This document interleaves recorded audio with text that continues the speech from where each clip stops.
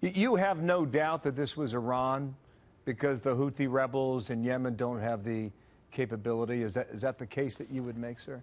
Well, the Houthi rebels in Yemen are relatively primitive. They certainly couldn't build these missiles, and we know they're Iranian components, but they also couldn't service them, they couldn't aim them. And these are Iranian missiles, beyond any doubt, being aimed at Riyadh, Saudi Arabia's capital, by probably Revolutionary Guards, but certainly by Iranians. And the Iranians are trying to use the Houthis as a cutout. Oh, it wasn't us, it was the Houthis.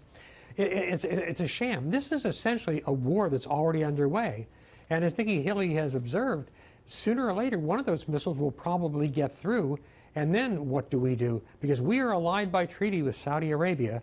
I hate to see any American bloodshed for Saudi Arabia, but we've got to honor treaties. And Iran is pushing and pushing and pushing. Let me put a fine point on this. You believe that Iran is growing overconfident in that region. If this administration is making the case against Iran day after day publicly, what are we prepared to do in the end? Well, we don't want to fight, but it may come to that. I mean, we are seeing a momentous strategic Where would that shift. fight happen? Oh, it would probably be centered on the Persian Gulf, if it comes. But we're witnessing this momentous strategic change in the Middle East, where for centuries, everywhere but Iran, the Shia were the minority, they had no power. And now you're seeing this rise of Shia power in Iraq, in Syria, in Lebanon with Hezbollah, and the Sunnis, who have always been the dominant force, are on retreat. Saudi Arabia, for all the weapons it's bought, cannot defend itself adequately. So we are seeing this profound shift going, and frankly, we don't know what to do. Nikki Haley, also in the U.S. Embassy, the criticism for moving the U.S. Embassy to Jerusalem. She said this: at the UN, we're always asked to do more and give more. So when we make a decision at the will of the American people about where to locate our embassy, we don't expect those we've helped to target us. On Thursday, there'll be a vote criticizing our choice.